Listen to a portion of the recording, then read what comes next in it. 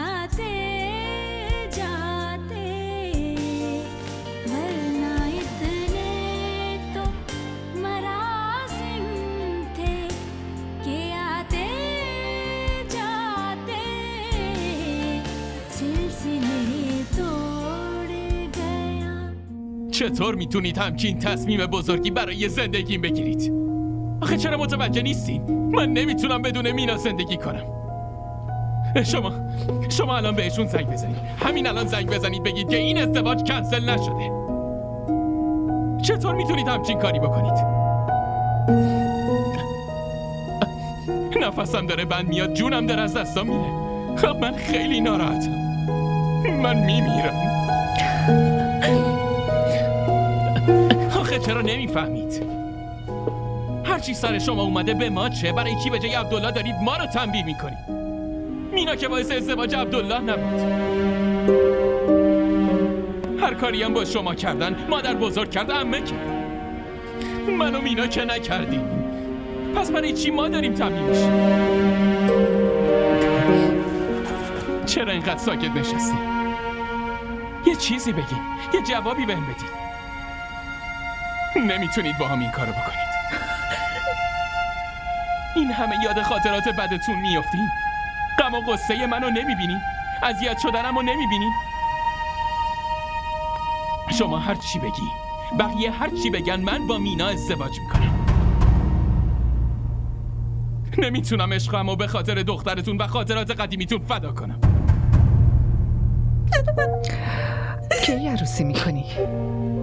خیلی زود، هر چه زودتر بهتر. پس بیا بریم وسایلمون رو جمع کنیم. خیلی فرصت نداریم. باید هرچه سریعتر از خونه داوود بریم. این چه ظلمیه؟ برای چی منو تو این امتحان میذارین؟ تو رو خدا مامان، منو تو همچین آزمایشه سختی نندازین. ازدواج ما دوتا رو هم از این ترازو بیرون بکشید. من شما رو هم همونقدر دوست دارم. نه پسرم، تو اونقدر هم که میگی ما رو دوست نداری. اگه دوست داشتی اون وقت به تنها خواهر خودت نمیگفتی دختر تو. غم قصه های زندگی منم اونقدر برات بی اهمیت نبود. واقعا ما الان نباید دیگه تو خونه ای تو باشیم. تو خیلی از ما دور شدی. عشق مینا تو رو کور کرده پسرم. هم کور شدی، هم حافظت رو از دست دادی. مادر و خواهرتو فراموش کردی، فقط مینا تو ذهنت مونده.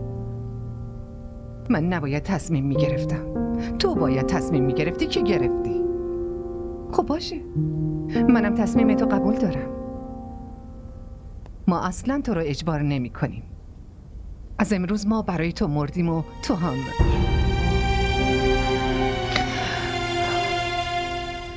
اگه بخوامم اون کلمه رو به زبون بیارم از ذهنم بیرون نمیاد. تو خودت یه زندگی جدید بهم دادی، ولی بسه. نه دیگه دنبالمون بگرد، نه هیچ نسبتی با همون داشته باش. این چه حرفیه میزنید؟ این چه حرفیه میزنید آخه؟ من چطور میتونم بدون شما زندگی کنم؟ شما مادر منی. میتونی، خیلی راحتم میتونی. زندگی بدون من اصلا سخت نیست.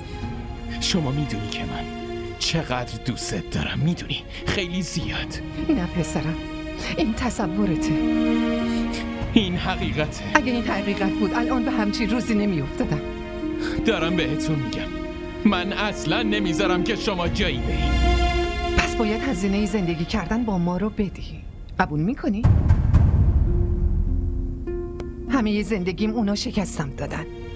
یک بار، فقط یک بار بذار من ببرم. منم طعم اون پیروزی رو بچشم. حالا که قراره یه مرد محکم پشتم وایسه، بذار بفهمم حمایت یه مرد چیه. آخه چرا همه زنها میخوان پدرشون، شوهرشون، برادرشون، پسرشون رو تو چنگ خودشون بگیرن؟ چطوری اونا اونقدر دورشون میگردن و هر خواسته خوب و بدشون رو قبول میکنن؟ منم میخوام که طعم اون دعاهایی رو بچشم که زن برای لذت بردن از زندگیش بدون توجه به خواست خدا از دهنش بیرون میاره. اگه از امروز به بعد حرف ازدواج با مینا رو به زبان بیاری، من اینطوری برداشت میکنم که داریم میگی ما از این خونه بریم.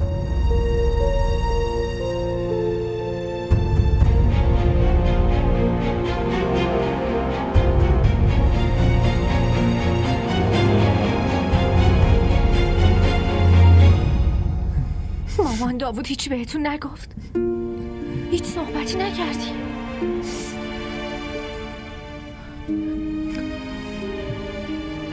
اون فقط داشت با تعجب مامانشو نگاه میکرد.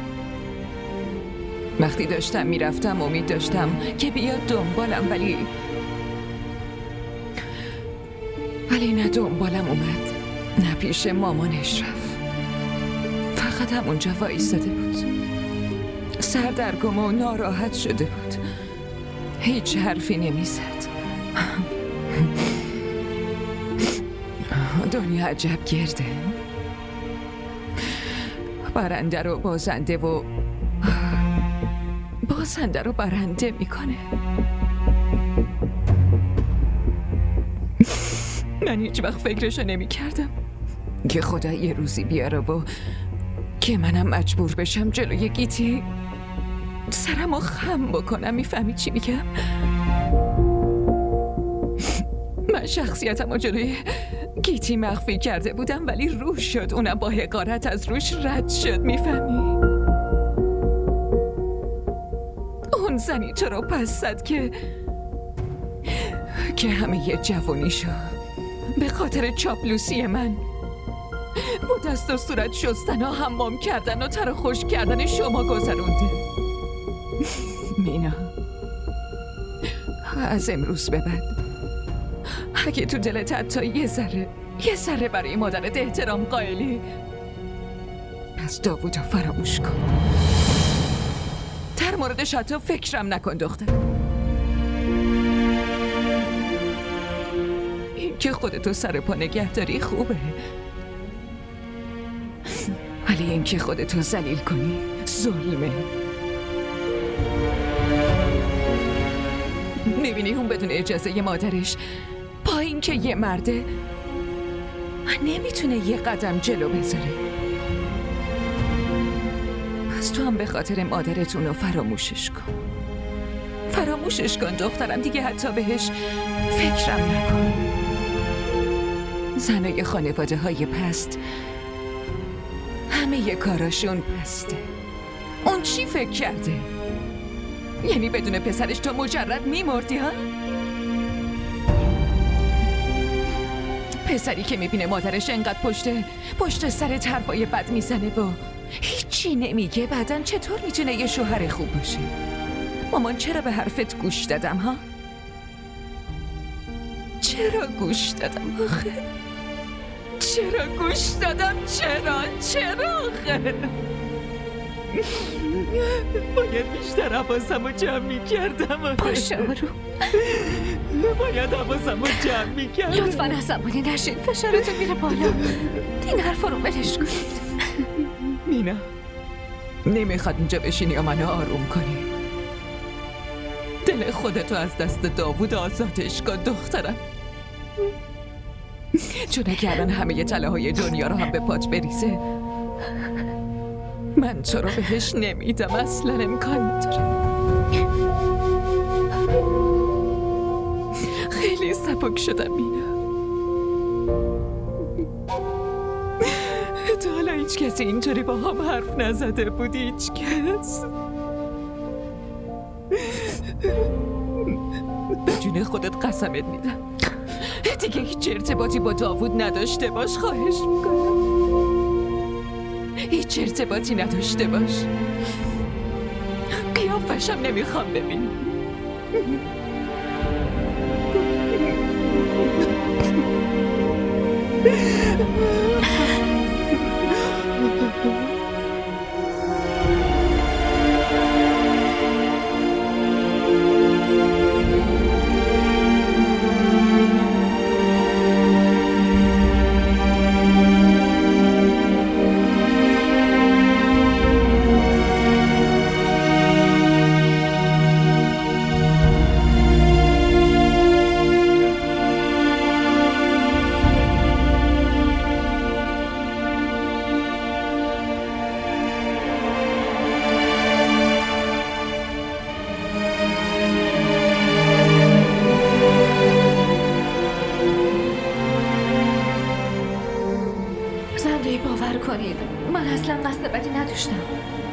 هیچی از این قضیه نمیدونستیم.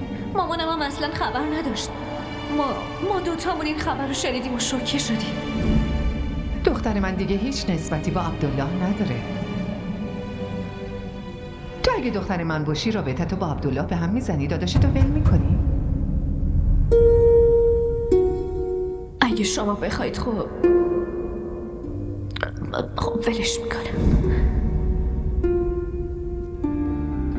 सिलसिले तोड़ गया वो सभी जाते जाते सिलसिले तोड़ गया वो सभी जाते जाते वरना इतने तो मरासिम थे कि आते सिलसिले तोड़ गया वो सभी जाते जाते सिलसिले तोड़ गया.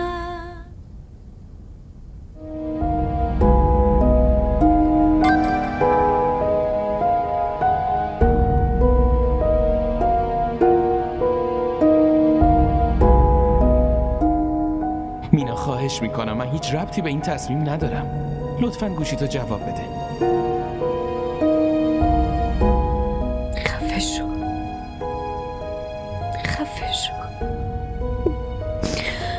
نمیخوام هیچی بشنوم. نمیدونم چی بگم. نمیدونم که چی میخوام.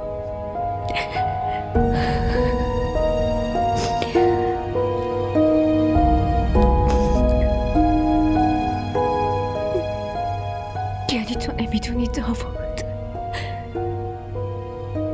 که صدا چطوری دلمو اسیر خودش میکنه؟ ولی فقط تو که نیستی. مادرم هم گردنم حق داره. باشه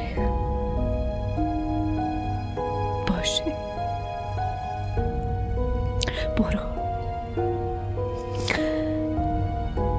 وظیفتو انجام بده. بذار منم وظیفه‌مو انجام بده.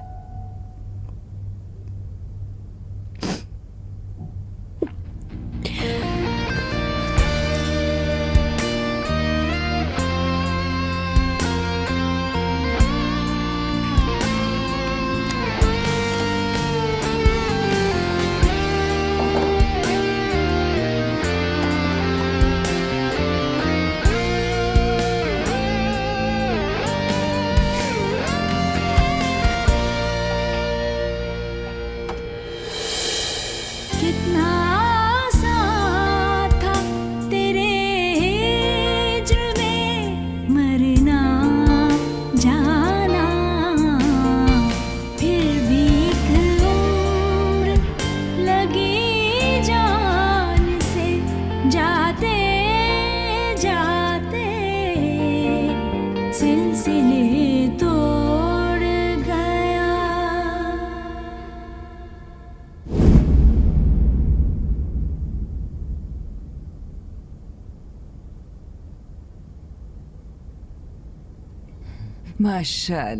ماشاءالله دخترم چقدر خوشگل شده.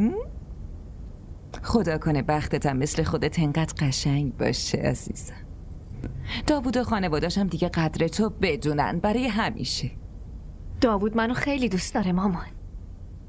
فقط شما دعا کنید که دل زنده‌ای هم نسبت بهم نرم شه. در مورد عشق مردا نباید انقدر مطمئن بود دخترم. عشق مردا مثل فصلا عوض میشه. مثل هوا یه بار گرمن یه بارم سرد. علتش هم حتما به نظرتون زنده‌ایه. آره؟ معلومه. بس چی میشد اگه میومد تولدت بهت یه تبریک میگفت حداقل ها؟ مامان عبدالله هم به دیبا تبریک نمیگه. خب ما که میریم به دیبا تبریک میگی. پس با هم دیگه بی حساب میشیم. از طرف ما عبدالله نمیاد ما میریم، از طرف اونا داوود میاد اونا نمیان. یه ذره تحملمون میکنن، ما هم یه ذره تحملشون کنیم. میدونی تو این حساب کتابای زندگی کوچکترین اشتباهی خیلی از صفحاتو خراب میکنه.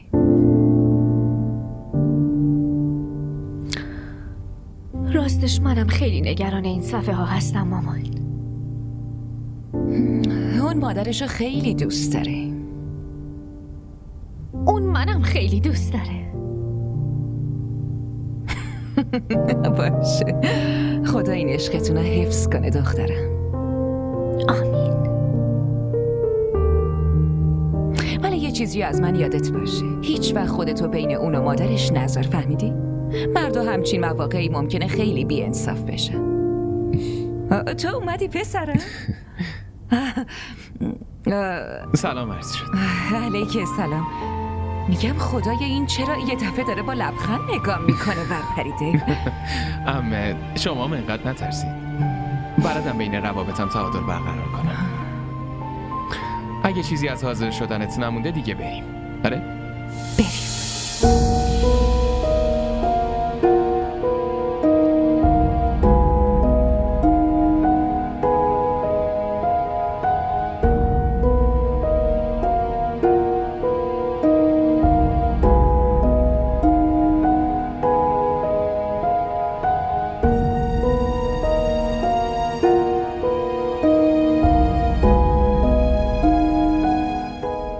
دستگاه مشترک مورد نظر خاموش می باشد.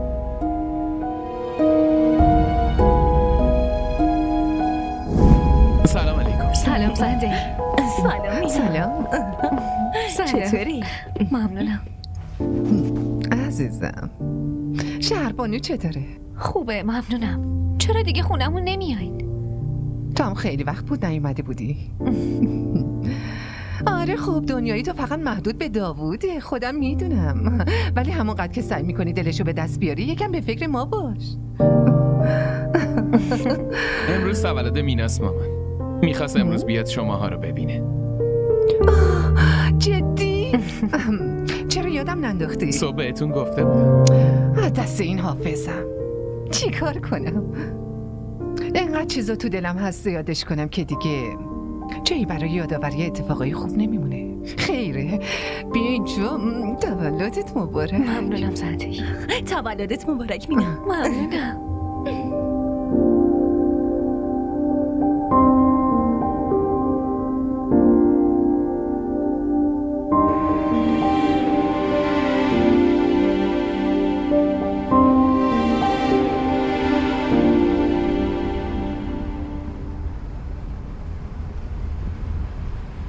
بس دیگه عزیزم، اینقدر ناراحت نباش. اشتباه من بود، الکی بردمت خونم. شب به این خوبی داشتیم، حالا موقع برگشت اینقدر ناراحتی. باشه ببین، من از طرف اونا عذر میخوام. خواهش میکنم، من شرمندم. لطفا. داوود، من حالم اصلا خوب نیست، منو برسون خونه. عمرن برسونم تا وقتی حالت خوب نشه همینطوری تو خیابونا میچرخیم و کل شب رانندگی میکنم. خب میخوای چی کار کنم؟ برات به زور بخندم تا منو برسونی خونه؟ باشه، ولی جدا نمیتونم اینطوری ناراحت ببینمت. نمیدونی چقدر ناراحت میشم. جدی میگم عزیزم. چی کار کنم که خوشحال بشی؟ دقیقاً اینه قبل، همونطوری که قبل اومدن به خونمون بودی. مامان از کجا میدونه که پسرش همش داره سعی میکنه دل مینا رو ببره؟ با ناراحتی اون ناراحت میشه و با خوشی اون میخنده. اگرم مینا یه بار با روی باز پسرش رو نگاه کنه دیگه کل روز کیف بچهش کوک میشه. اگرم یه اشک از چشمش بیاد کل شب خوابش نمیبره. مامان که این چیزا رو نمیدونه. راستی ببین مینا، دوست دارم، خیلی دوست دارم. ببخشید، عشق من یکی دیگه است. چی؟ مگه از نشم رد چی؟ مینا خانوم، چرا میخوای جون یه بدبخت رو بگیری؟ عجبا. اینطوری نگو، اون خیلی برام عزیزه. اون یعنی که من که اینو نگفتم.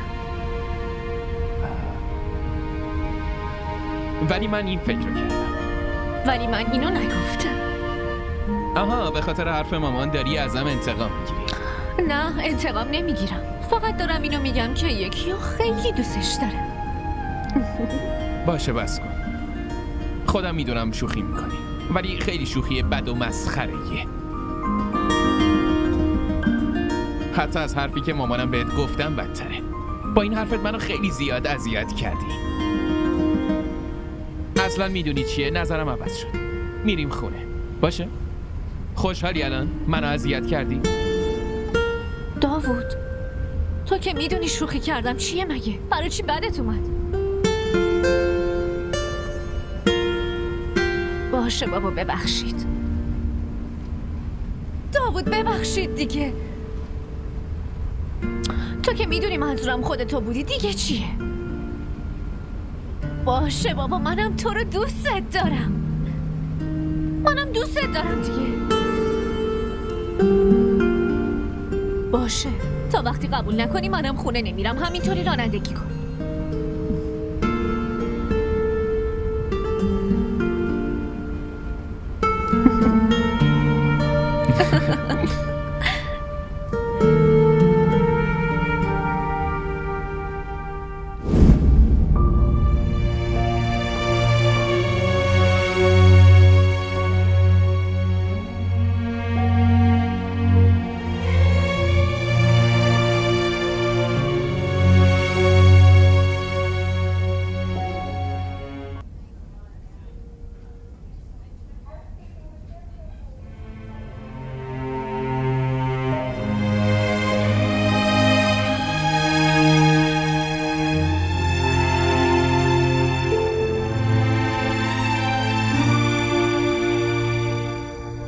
مینا،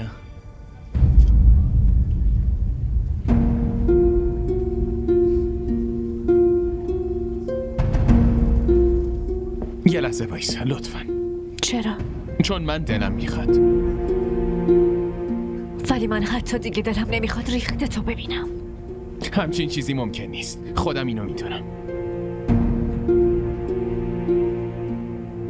لطفاً اینجا جای این حرفا نیست. خب پس باشه، بیا بریم یه جا بیرون.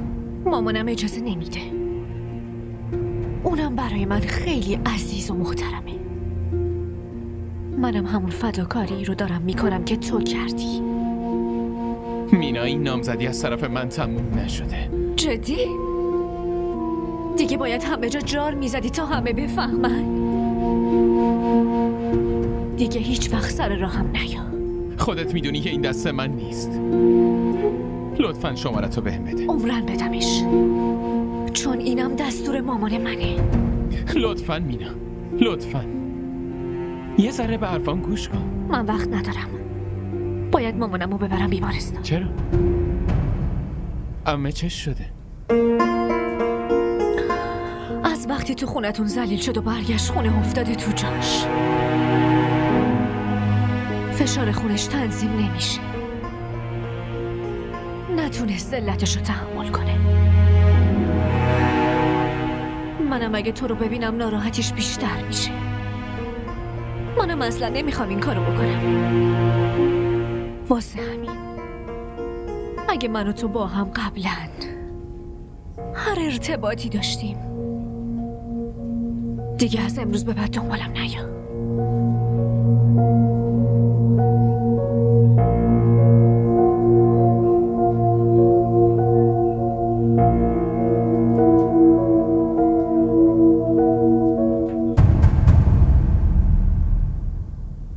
برای خوشبختی دخترم خود من چند بار به خاطر رفتار خودم و مادرم ازش عذرخواهی کردم، ولی اون بازم مثل هر دفعه دست بر نمیداشت.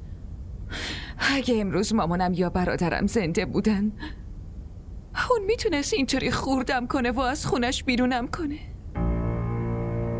بعدم نوربانو، من میخواستم خودم برم بچه داداشم رو خواستگاری کنم و بیارم عروس خونم کنم، ولی وقتی پسرم حرفم رو گوش نداد چی کار باید بکنم؟ منو خیلی سبک کرد و از خونش انداخت بیرون. خیر، اشکالی نداره، حتما خیرم تو اینه، ولی طوری که دل دخترمو شکونده و خارش کرده. میدونی کل روزو همینطوری الکی تو خونه میشینه. صبح وقتی بیدار میشه چشماش برق ندارن، ولی برای دلخوشی من الکی لبخند میزنه. بعد داوود، کسی که انقدر دایه عاشقیش میشد، همینطوری عین دیوار ساکت وایستاده بود. لالشم اگه یه قدم جلو اومده باشه یا سعی کرده باشه نگه هم داره، میفهمی؟ نه دیگه چیزی نگو شهربانو. نیت تو صاف بوده، بقیه‌ش رو بسپر به خدا. ما به اندازه کافی عذرخواهی کردیم. دیگه این که مادرمون چه رفتاری داشت فقط خودش میدونه. ما سعیمونو کردیم جبران کنیم. بعدم ببین گیتی دیگه تو دلش چیزی نیست، دلشو صاف کرده. تو هم دلتو صاف کن. من از وقتی این قضیه رو ازت شنیدم یه لحظه هم آروم نداشتم. پدر فهدو در آوردم که منو زودتر بفرست پیش خواهرم. اون بیچاره هم خیلی وقت نداره، تازه بیزینس رو شروع کرده، همش سرش به اون گرمه. خدا رو شکر بلیت پیدا شد و منو فرستاد بیام. اون هم یه نفس راحت کشید. مامان، خال شمایی؟ کی اومدین؟ همین الان رسیدم دخترم. خاله چرا به من نگفتین؟ می اومدم دنبالتون. دیگه همونجا تاکسی گرفتم اومدم، برای همین بهت نگفتم، وگرنه دوست داشتم زودتر ببینمت. مرسی، ممنونم. باشه دیگه گریه نکن، خدا بهت صبر میده. دخترم یه پسر بهتر از داوود پیدا میکنی. خیره، بگین واسه چی یکی دو روز زودتر خبر ندادین؟ انقدر یهویی. مامانت خبر داشت که من یه روز تو هفته بالاخره میام. دیگه فقط یه دفعه فرستادم. حالش چطوره؟ خیلی خوبه. دخترم من از راه به این دوری اومدم، یه چیزی درست کن بخورم. یه چای یا قهوه برام بیار. ببخشید، الان میرم میارم.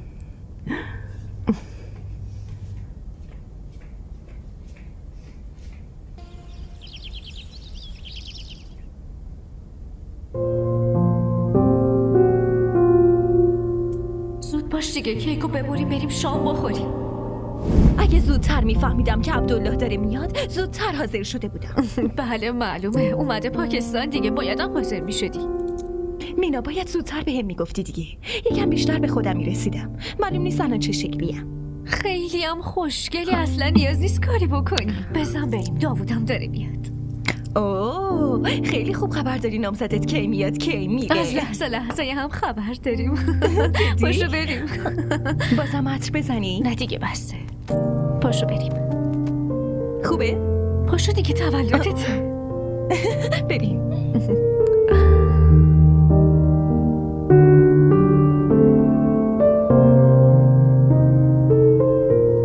زود باشین کیکو ببریم. عبدالله، کیکو که بریدیم بعدش میریم شام، باشه؟ عبدالله امروز خیلی باید سر حال بشی. ببین یه کاری کن، منو بی خیال شو، میخوام برم خونه، خیلی خوابم میاد.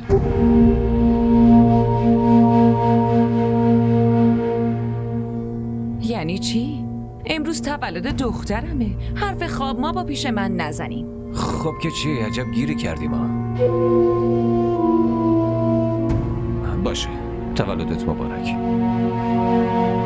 عبدالله پاشو بیا اینجا بشی. پاشو دیگه، آفرین، بسه. پاشو بیا. باشه بابا، حالا میام.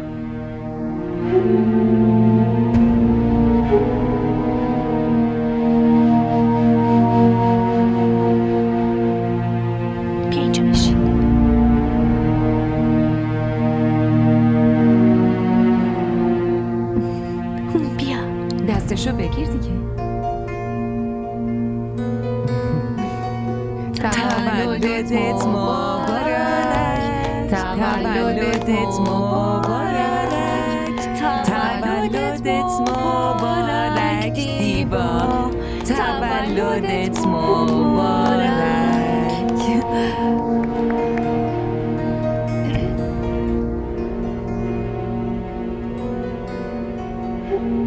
ماشاءالله ماشاءالله. باشه.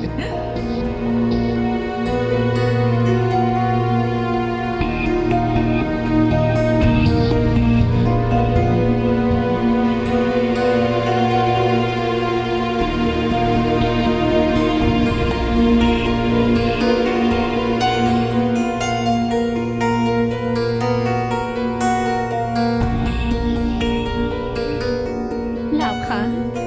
لطفاً بخندی.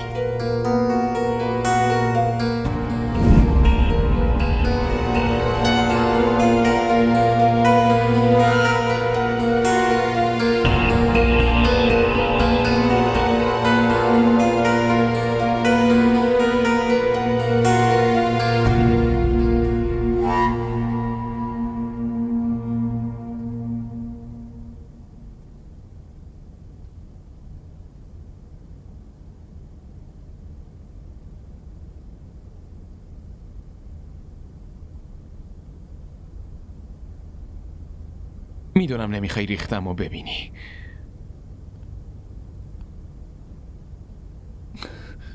ولی من کس دیگه ای رو ندارم که بتونم قصه هامو بهش بگم. دیبا،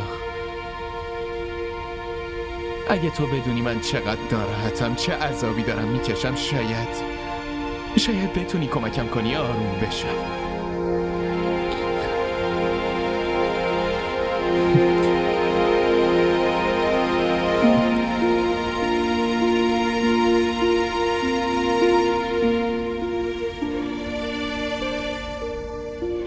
جایی که میخوابم نرمه، ولی خوابم نمیبره. کل شب به نگاه کردن به سقف میگذره.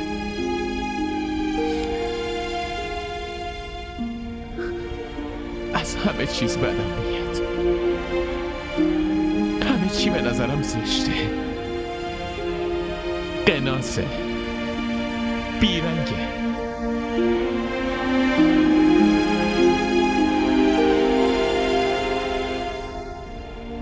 خنده که هیچی. چند روز صدای خودمم نشنیدم.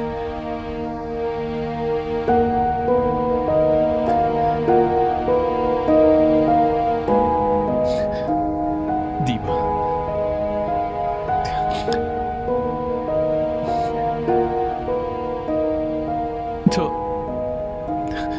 تو میتونی از این رنج نجاتم بدی.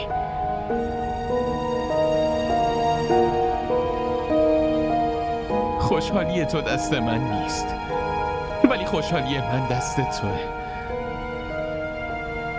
با مامان حرف بزن، راضیش کن، اون حرف تو رو گوش میده. تو رو خدا دیبا، منو از این رنج نجات بده لطفاً. داوود، خودت میدونی حرف همیشه حرف مامانه. منم نمیتونم عوضش کنم. خودت میدونی یا مامان، من همین الانشم مردم. لطفاً بیشتر اذیتم نکن، لطفاً.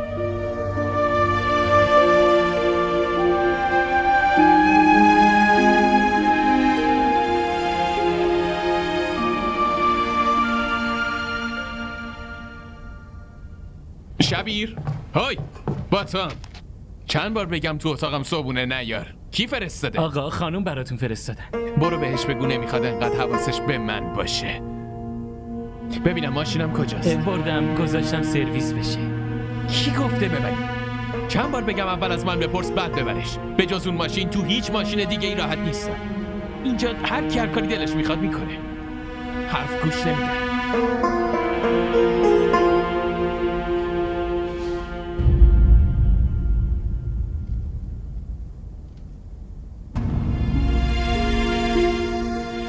چند بار بگم تو اتاقم صبونه نیارم. کی فرستاده؟ آقا خانم براتون فرستاده. برو بهش بگو نمیخواد انقدر حواسش به من باشه. دیشب اومده بود پیشم که چه کمکی میتونم بهش بکنم. منم گفتم من تو کار تو و مامان دخالت نمیکنم. معلوم نیست این طوفان کی تموم میشه. یه راه خیلی ساده ای داره. شما اینو زنش بدین. قبل از اینکه مینا با یکی دیگه عروسی کنه شما زودتر دامادش کنید. حداقل یه ذره احساساتش کنترل میشه.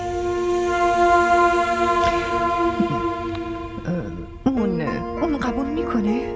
مامان با همون روشی که مجبورش کردین مینا رو ول کنه، با همون روش هم برای ازدواج راضیش کنه.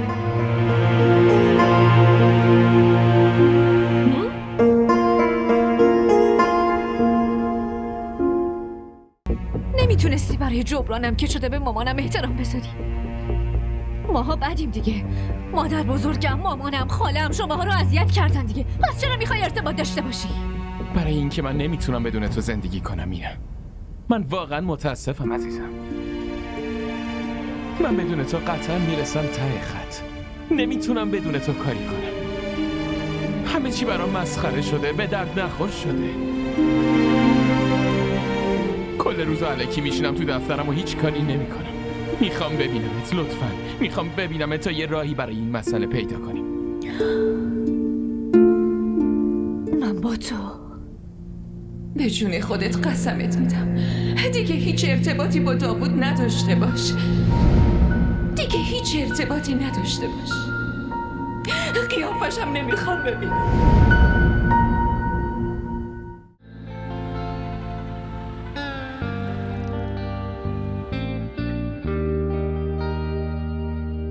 सिलसिले तोड़ गया वो सभी जाते जाते DDTV ارائه کننده بزرگترین سریال های درامای ترکی، کره‌ای، پاکستانی دوبله شده به فارسی می باشد.